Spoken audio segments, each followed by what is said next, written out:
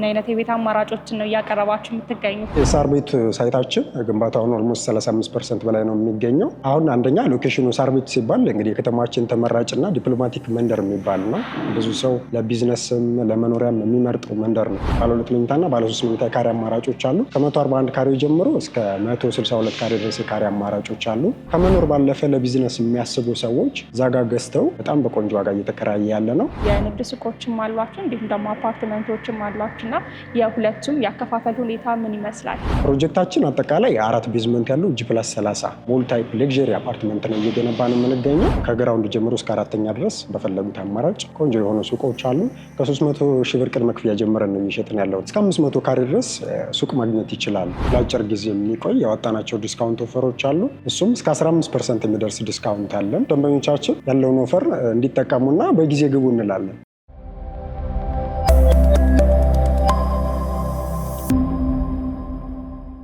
ሰላም ተመልካቾቻችን እንደምን አላችሁ? ይህ የግብይት ፕሮግራማችን ነው። በዛሬው የግብይት ፕሮግራማችን ጀምቦሮ ሪል ስቴት ጋር ተገኝተን የሚያቀርቡት የቤት አማራጮችና የንግድ ሱቆች ምን እንደሚመስሉ ወደ እናንተ የምናደርሳችሁ ይሆናል። ዝግጅቱን ወደ እናንተ እያደረስኩኝ በአምላክ አበራ አብሬያችሁ ቆይታ አደርጋለሁ። እስከ ፕሮግራማችን ማብቂያ ድረስ አብራችሁን ቆዩ።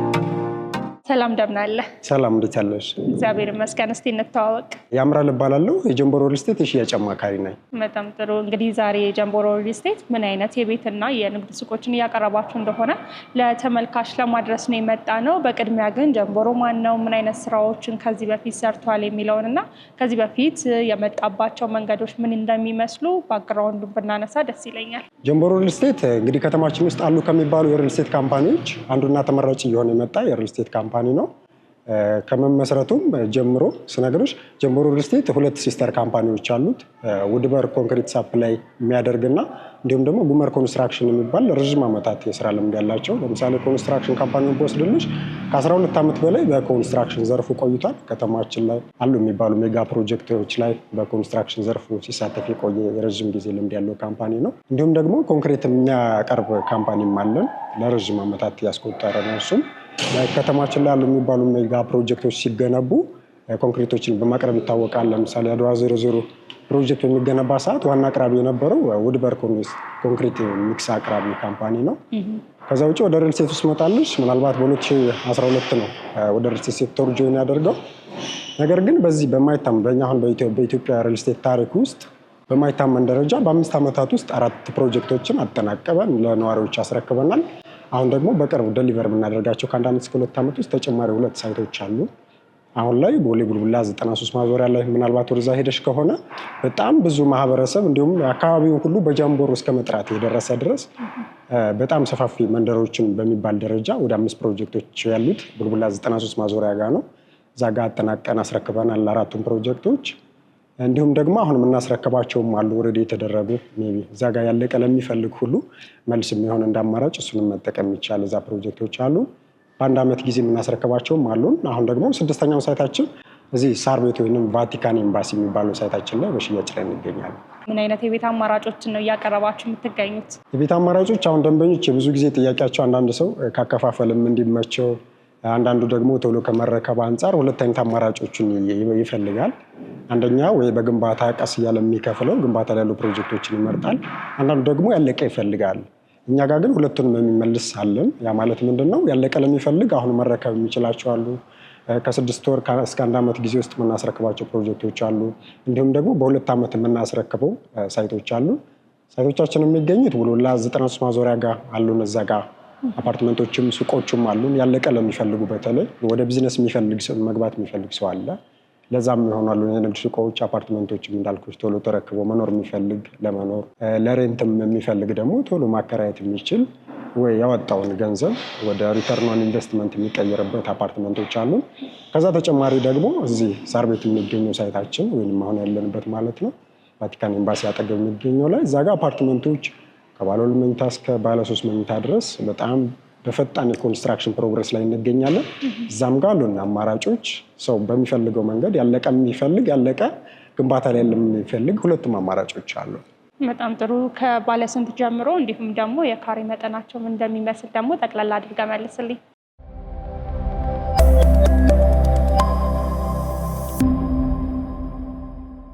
የካሬ አማራጫቸው ያለቀ ለሚፈልጉ ለምሳሌ ቡልቡላ 93 ማዞሪያ የሚገኙ ሳይታችን ላይ ባለ 2 መኝታና ባለ 3 መኝታ የካሬ አማራጮች አሉ። ከ141 ካሬ ጀምሮ እስከ 162 ካሬ ድረስ የካሬ አማራጮች አሉ። እዛ ጋር አሁን ብዙ ሰው እንግዲህ ቡልቡላ አይተሽ ከሆነ በጣም እየለማ ያለ ሰፈር ነው። ለመሀል ከተማ ቀረበ ነው። ኤርፖርት ጀርባ የ5 ደቂቃ ድራይቪንግ ነው እና በጣም ሰው አሁን ለሬንትም እየመረጡ ያለ ቦታ ነው እና ከመኖር ባለፈ ለቢዝነስ የሚያስቡ ሰዎች እዛ ጋር ገዝተው ፈርኒሽ ዳርገው ከፈለጉ አሊያም ባለበት በጣም በቆንጆ ዋጋ እየተከራየ ያለ ነው።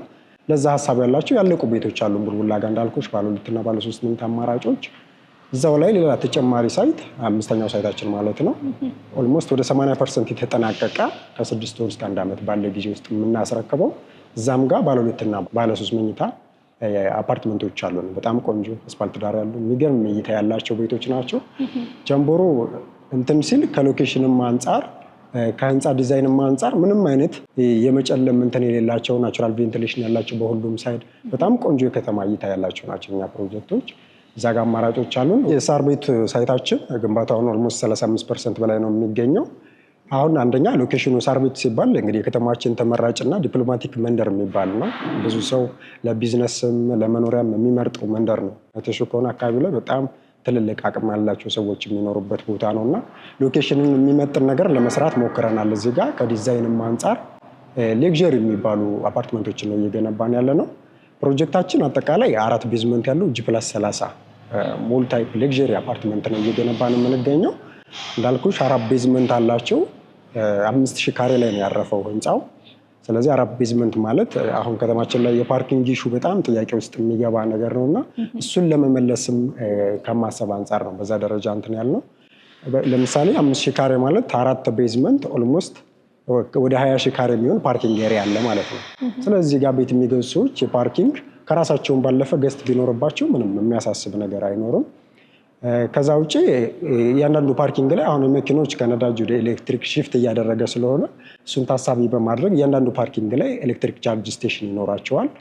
እንዲሁም ደግሞ ህንፃችን ላይ ሁሉን ነገር ያሟላል ነው። አሁን ብዙ ጊዜ ብዙ ሪል ስቴቶች ላይ የተለመደ የከርሰ ምድር ውሃ አለ፣ ባካፕ ጄኔሬተር፣ እሱ ያው ማንዳቶሪ ስለሆነ ሜቢ እንትን ማለቱ ያን ያለ አስፈላጊ ላይሆን ይችላል። እንዳልኩሽ የጋርቤጅ ሹተር፣ ባካፕ ጄኔሬተሮች፣ የደህንነት ካሜራዎች ሁሉም የተሟሉለት ነው። ከዛ ውጭ ግን ከ1 እስከ 4 ኮመርሻል ሴንተር ናቸው። ሞል ታይፕ ናቸው። ሞል ታይፕ ሲባል በጣም ሌክዠሪ የሆነ ላይክ እንደ ሴንቸሪ ሞል አይነት ማለት ነው። ስለዚህ እነዚህ ጋር ኮመርሻል ሱቅ ለሚፈልግ ሰው ምናልባት ለቢዝነስ በጣም ቆንጆ ቆንጆ ሱቆች አሉን። ከ1 እስከ 4 ኮመርሻሉ ላይ ለኮመርሻሉ ብቻ 5 ሊፍቶች አሉት። ፕላስ 2 ስኬሌተር አለው ኢንተርናል ላይ ከውስጥ ማለት ነው። ከውጭ ወደ ውስጥ የሚያስገባ ደግሞ ተጨማሪ 3ኛ ስኬሌተር አለው። ስለዚህ ቶታሊ ለሾፑ ብቻ 5 ሊፍት 3 ስኬሌተር አለው ማለት ነው። እዚህ ጋር ቆንጆ ቆንጆ ሱቆች አሉን። ከዛ ውጭ 5ኛ ላይ ሙሉ ኢንተርቴንመንት ዞን ያደረግነው። ያ ማለት ምንድን ነው? አንደኛ ህንፃውን የሚመጥን ሰው እዚህ የሚኖር ደንበኛ የትም ቦታ የሆነ ነገር ለመፈለግ ሌላ ቦታ መሄድ አይጠበቅበትም። ለምሳሌ ጂምና ስፓ አለ፣ የልጆች መጫወቻ ጌም ዞን አለ፣ ትልልቅ የሀገርኛና የውጭ ምግቦችን ያካተተ ትልቅ ሬስቶራንቶች አሉ፣ ላይብራሪዎች አሉ፣ ሲኒማዎች አሉ። ይህን ሁሉ ያካተተ ነው። ፕላስ የተለያየ ፕሮግራም ቢኖርባቸው የሀዘንም ይሁን የደስታ ለዛ ኢቨንት ማስኬጃ የሚሆን ትልቅ አዳራሾች አሉ። ይህን ሁሉ ያካተተ ነው። ከዛ ደግሞ ከ6ኛ ጀምሮ ዲዛይናችን 2 ታወር 2 ዊንግስ ይሆናል። ያ ማለት ከ6ኛ ጀምሮ ሙሉ ሬዚደንሻል ናቸው።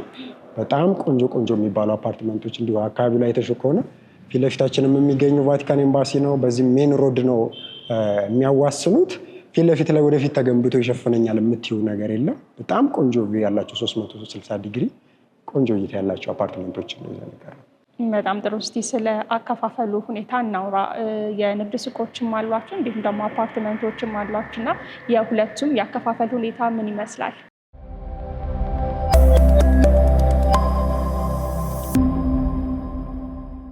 በጣም አሪፍ። አሁንን ጥሩ ጥያቄ ነው የጠየቅሽኝ። ሜይ ቢ ከሱቁ ስጀምርልሽ ሱቆች አሁን አሪፍ የሚባሉ ሱቆች አሉ። ከግራውንድ ጀምሮ እስከ 4ኛ ድረስ በፈለጉት አማራጭ ቆንጆ የሆኑ ሱቆች አሉ። ያ ማለት ከ300 ሺህ ብር ቅድመ ክፍያ ጀምረን ነው እየሸጥን ያለው። ቶታል ፕራይሳቸው ከ3 ሚሊዮን ብር ጀምሮ የሱቅ አማራጮች አሉ። በፈለጉት ካሬ ላይክ ለምሳሌ ለትልልቅ ቢዝነስ የሚፈልጉት ደግሞ እስከ 500 ካሬ ድረስ ሱቅ ማግኘት ይችላሉ። ወደ አፓርትመንቶቹ ደግሞ ስመጣልሽ አፓርትመንቶቹ አሁን እዚህ ሳር ቤት የሚገኙ ሳይታችን ላይ ከ106 ካሬ ጀምሯልን እስከ 183 ካሬ ድረስ አከፋፈላችን ሁለት አፓርትመንቱም ሱቁም ላይ 10% ነው አድቫንስ ፔመንት የምንቀበለው። ከዛ ደግሞ አሁን ብዙ ቦታ ላይ አከፋፈል ሲባል ሁለት አይነት ነው፣ ወይ ኮንስትራክሽን ቤዝድ ነው ወይ ደግሞ ታይም ቤዝድ ነው የሚሆነው። እኛ ጋር ደግሞ ሁለቱንም የሚያማከለ ነው። ለምሳሌ አግሪመንት ገብተሽ 10% ቅድመ ክፍያ ከፍለሽ ቀጣይ ፔመንት ስንጠይቅሽ ከ4 ወር በኋላ ካልንሽ ከ4 ወር ስለደረሰ ብቻ ክፍያ እንጠይቅሽም። ግንባታው ከዛ ጎን ለጎን ለምሳሌ 6ኛ ፎቅ ላይ መድረስ አለበት ይላል አግሪመንት ላይ ማለት ነው። ሁለቱም በኤንድ የተያያዘ ነው። ስለዚህ ደንበኛው ሰከንድ ወይም ቀጣይ ፔመንቶችን ለመክፈል ምንድነው ሁለቱንም ማሟላት አለበት። አንደኛ ግንባታው የተባለበት ታይም ፕሮግሬስ ላይ መድረስ አለበት፣ ፕላስ ደግሞ የተያዘለት ጊዜ። ቀድመን ብንገነባም ሰዓቱ ሳይደርስ ደንበኛውን ክፈሉ ብለን እናስጨንቅም። ሰዓቱ ቢደርስ ደግሞ ካልገነባን ደንበኞችን አንጠይቅም። ስለዚህ ሁለቱንም ሲያሟላ ፔመንት እንጠይቃለን። ከዛ ውጭ እንዳልኩሽ አሁን እኛ ጋር ለየት የሚያደርገን አንዱ ደግሞ ምንድነው ፕራይሳችን ፊክስድ ፕራይስ ነው። ያ ማለት ፕራይስ እስካሌሽን የለውም። አሁን ብዙ ቦታ ላይ ሰዎች አንደርስታንድ የማያደርጉትና ትኩረት ሰጥቼ መናገር የምፈልገው ፕራይስ እስካሌሽን ላይ ነው። ፕራይስ እስካሌሽን ለምሳሌ የሆነ ቤት በ120 ሺህ ብር ፐር ካሬ ብትገዢና ምንም አይነት ፕራይስ እስካሌሽን ባይኖረው የሆነ ቦታ ደግሞሽ ደግሞ ሄደሽ 90 ወይም 100 ሺህ ብር ፐር ካሬ ብትገዢ ለእኔ ውዱ 120 ሺህ ሳይሆን 80 ወይም 90 ሺህ ነው። ለምን እንደሆነ ላስረዳሽ። ለምሳሌ ኮንስትራክሽን እንትን ላይ ፕራይስ እስካሌሽን የሚገቡ ማቴሪያሎች አሉ ላይ አልሙኒየም፣ ሲሚንቶ፣ ብረት፣ ነዳጅ ይገባል አግሪመንት ላይ ማለት ነው። አሁን ከረንት ያለው ፕራይስ ከዛ ቀጣይ ፔመንቶቹ ለምሳሌ ከ4 ወር በኋላ ከሆነ የምንጠይቅሽ ነዳጅ ባለበት አይቀጥልም፣ ሲሚንቶ ባለበት አይቀጥልም፣ ብረት አልሙኒየም ባለበት ፕራይስ አይደለም የሚቀጥለው። የኛ ሀገር የዋጋ ግሽበት ታውቂዋለሽ። ስለዚህ እነዛ ቀጣይ ፔመንቶች ላይ ኢንፍሌሽን ሬት ካልኩሌት ተደርጎ ይሰላል። ለምሳሌ አሁን 30 ከሆነ ቀጣይ 40-50% ቢደርስ ይህ ካልኩሌት ተደርጎ ደንበኞቹ ተጨማሪ እንዲከፍሉ ይደረጋል። ኢቨን የገዙት ቤት በስንት እንደገዙት እንኳ ዋጋውን ማወቅ አትችልም። ምክንያቱም እስከ 3 ዓመት ከፍለሽ እስከምትጨርሽ 15 ሚሊዮን ብር የገዛሽው ቤት ሜይ ቢ 18 ወይም 20 ሚሊዮን ብር ሊደርስ ይችላል። እኛ ጋር ግን ለየት የሚያደርገን ምንድን ነው? አግሪመንት በገቡበት ዋጋ ለምሳሌ ዛሬ 20 ሚሊዮን ብር የገዛሽው ቤት ከፍለሽ እስክትጨርሽ 2 ዓመት የሚሆን 3 ዓመት ድረስ አግሪመንት የገባልሽን ብቻ ነው የምትከፍይው። ምናልባት ብዙ ሪል ስቴት ላይ የሌለ እያንዳንዱ ፔመንት እኛ ጋር አግሪመንት ላይ ይጻፋል። ስለዚህ ከተጻፈልሽ ውጭ ኤክስትራ 1 ብርም ደንበኛ አይከፍልም ማለት ነው። እሱ ምናልባት በጣም አሪፍ ነው። ሌሎች ብዙ ደንበኞችም እኛ ጋር እንዲመጡ እያደረገ ያለው እሱ ነው። ፕራይስ እስካሌሽን ማለት እኛ ጋር የለም። እሱ ለየት ያደርገናል።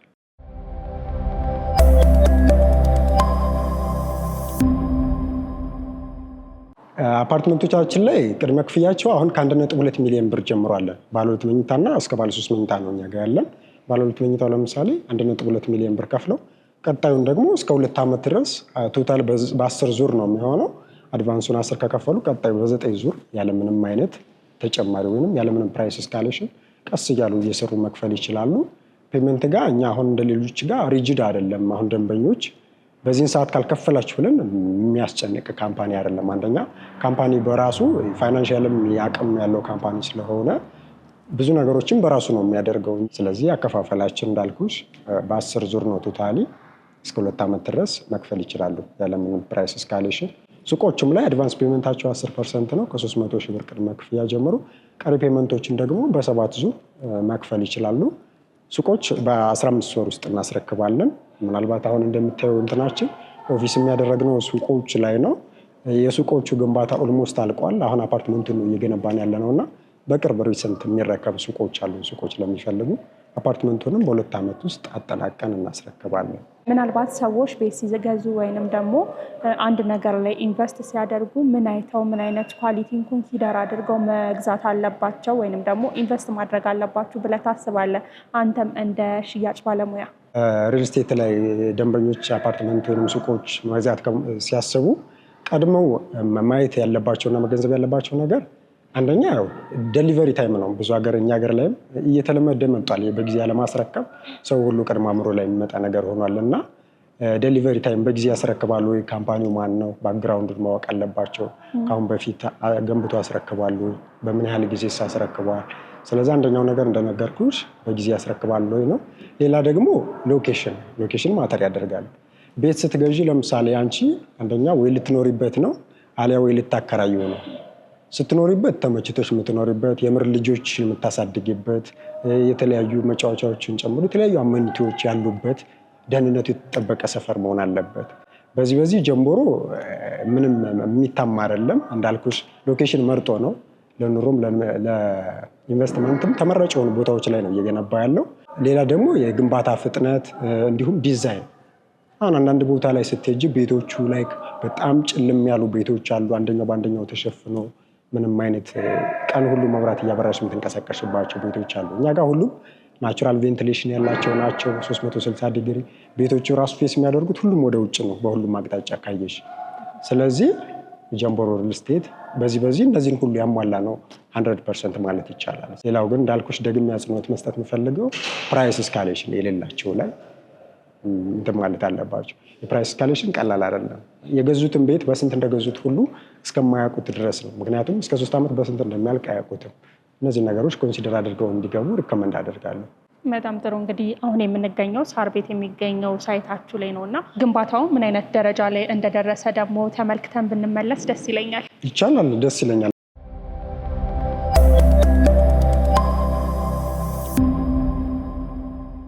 ይኸው እንደነገርኩሽ የግንባታችን 35% በላይ ደርሷል ብዬሽ ነበር። እንደምታየው ግንባታችን አሁን 5ኛ ፎቅ ላይ ነው ያለው። አጠቃላይ 5000 ካሬ ላይ ነው ያረፈው ህንጻችን። ወደ ታች ደግሞ አንደርግራውንድ 4 ቤዝመንት አለው ብዬሻለሁ እና 4 ቤዝመንት አንደኛ ከፓርኪንግ ባለፈ ለህንፃውም ጥንካሬ ነው የሚያግዘው። አሁን አንዳንድ ቦታ ላይ ከላይ ከመሬት በላይ ያላቸው የግንባታ የህንፃዎቹ ርዝመትና ታች የሚሰራላቸው ቤዝመንት ያልተመጣጠነ ይሆናል። እኛ ግን ህንፃውም አንደኛ ሌክዠሪ እና ግዙፍ ህንፃ እንደመሆኑ መጠን እሱን መያዝ የሚችል ለህንፃውም ጥንካሬ እንዲሆነው ከማሰብ 4 ቤዝመንት አንደርግራውንድ ገንብተናል። አሁን ደግሞ ወደ ላይ 5ኛ ላይ ያለ ነው። ያ ማለት ምንድነው? ከ1 እስከ 4 ኮመርሻል ሴንተሮች ናቸው። የኮመርሻሉ ኦልሞስት ጨርሰናል ማለት ነው። አሁን አፓርትመንቱ ላይ ነው ያለ ነው። ከ1 እስከ 4 የተያያዙ ናቸው። 5ኛ ላይ ኢንተርቴንመንት ዞን ያልኩሽ 5000 ካሬ ሙሉ ኢንተርቴንመንት ዞን ነው። ከዛ በላይ 2 ታወርስ ይሆናሉ። አጠቃላይ ወደ 5 የሚሆኑ ሴክሽኖች አሏቸው። እያንዳንዱ ሴክሽን ለሬዚደንሻሉ ላይ 2 ሊፍት እና 1 ስቴር ይኖረዋል ማለት ነው። እያንዳንዳቸው ላይ ደግሞ እንደምታዩ የተፈጥሮ ብርሃን የሚያገኙ ናቸው። ወደዚህኛው ሳይድም ስንሄድ ከጀርባ ቫቲካን ሳይት ነው ያለው። ምንም የሚሸፍነው ነገር ያለውም ጫካ ቪው ነው ማለት ነው ያለው። ወደዚህኛው ሜን ሮድ ነው ሳይድ የሚያደርገው ወይንም የሚያዋስነው አስፓልት ዳር ነው ያለው። ለሱቆቹ እዚህ ጋር እንደምታያቸው 2 ኦፕን ዳውኖች ይታያሉ። እዛ ጋር እነዛ ምንድናቸው? ስኬሌተር ቦታዎች ናቸው። ፕላስ ደግሞ 3ኛ ስኬሌተር አለው ብዬሻለሁ። ያ ማለት ምንድነው? ከሜን ሮዱ ወደ ፈርስት ፍሎር ግራውንድ ላይ የሚያወጣ ተጨማሪ 3ኛ ስኬሌተር አለው ማለት ነው። ወደዚህ ደግሞ የሳር ቤት አደባባይ ነው ያለው። ምናልባት እንዲሁም ለግንባታችን ፍጥነት እንደምስክርም የሚሆንልን ቅድም ያልነገርኩሽ ነገር እዚህ ሳር ቤት አደባባይ ያለፍልሽ አፍሪካ ህብረት ፊት ለፊት ጋር ወደ 8800 ካሬ ላይ ያረፈ የመንግስት ፕሮጀክት የመኪና ፓርኪንግ ማለት ነው። በ6 ወር ነው ገንብተን አጠናቀን ያስረከብ ነው። ስለዚህ ጀምቦሮ በብዛት ያው ሁሉም እንደሚያውቁን ቶሎ በመገንባትና በማስረከብ ነው። አሁንም ደግሞ ያው እንደምታየው ግንባታው በጣም እየተፋጠነ ያለ። ህንፃዎች ሲገነቡ እንደምታያቸው ኮሎኖቹ በጣም ትልልቅ ኮሎኖች ናቸው። ርቀታቸውን ደግሞ ሰፋ አድርገን ነው ያደረግናቸው። ያ ምንድነው? ቤት ውስጥ ምንም አይነት ኮለንና ቢም አይኖርም። አሁን ብዙ ቦታ ላይ አይተሽ ከሆነ ወይ ሳሎን ኪችን ላይ ከመሃል ኮለን ቆሞ ታያለሽ። እኛ ጋር ሙሉ ለሙሉ የሉም። ስላቡንም እንደምታየው ሙሉ ለሙሉ ሶሊድ ኮንክሪት ነው። ምንም አይነት ተሻጋሪ ቢም የላቸውም። ቢም አለመኖሩ አንደኛ ለኢንተሪየር ዲዛይን በጣም የተመቸ ነው። እንዳልኩሽ ስላባችን ሙሉ ኮንክሪት ነው፣ ሶሊድ ስላብ ነው። ምንም አይነት ተሻጋሪ ቢም እና ኮለን የላቸውም። ያ ማለት ምንድነው? ቢም አለመኖሩ አንደኛ የተፈጥሮ ብርሃን እንደፈለገ ወደ ቤቶቹ እንዲገባ ያደርጋል። ፕላስ ደግሞ ለኢንተሪየር ዲዛይን በጣም የተመቸ ነው። አንዳንዴ ቤቶቹን ከተረከቡ በኋላ ደንበኞች ኢንተሪየር ፓርታቸውን እንደፈለጉ ሞዲፋይድ ማድረግ ይችላሉ እና የኮሎኖቹ መራራቅ ወይንም ቤታቸው መሀል ላይ አለመኖር ለሞዲፊኬሽን በጣም የተመቹ ናቸው። እንዳልኩሽ የኮሎኖቹ ስፋት በጣም ሰፋፊ ያደረግናቸው ርቀታቸውንም ሰፋ ለማድረግ። የዚህ አድቫንቴጁ ሌላው ምንድነው? ታች ቤዝመንት ላይ ስትገቢ አንዳንድ ትልልቅ መኪኖችን እንደ ልብ መንቀሳቀስ እንዲችሉ ያደርጋል። ቤዝመንቶቹ እንደነገርኩሽ ሴሊንግ ሄታቸው በጣም ረዣዥም ነው። ላይክ ኢመርጀንሲ ኬዝ ቢያጋጥም አምቡላንስ፣ እሳት አደጋ መኪና ገብቶ ሁሉ ሰርቪስ ማድረግ እንዲችል ታስበው የተገነቡ ናቸው። የዚህም ሴሊንግ ሄታችን 3 ሜትር ነው። ያ ማለት ፊኒሽንግ አልቆለት 280 290 ድረስ ያልቃል ማለት ነው። እንዳልኩሽ አጠቃላይ ህንጻችን አጠቃላይ ሬዚደንሻሉ ብቻ ወደ 10 ሊፍቶች ይኖሩታል ለአፓርትመንቱ ማለት ነው። ለኮመርሻሉ 5 ሊፍት እና 3 ኤስኬሌተር ብዬሻለሁ። ግንባታው በምታዩ መልኩ በጣም በፍጥነት ነው የተገነባ ያለው። አንደኛ ኮንስትራክሽን የሚሰራው የጀምቦሮ የራሱ ሲተር ካምፓኒ ሆኖ ጉመር ኮንስትራክሽን እና ውድበር በጋራ በመሆን ነው። ኮንክሪቱን የሚያቀርብለት ውድበር ካምፓኒ ይባላል። በፍጥነት ነው ሁሉም ነገር ሶርሱ ከኛ ስለሆነ እንደምታዩ በጣም በፍጥነት ነው እየተገነባ ያለው። ስለዚህ ያለውን ነገር ሳይቱን ካየን ቀሪዎቹን ደግሞ ኦፊስ ገብተን ያለውን ነገር መጨረስ እንችላለን።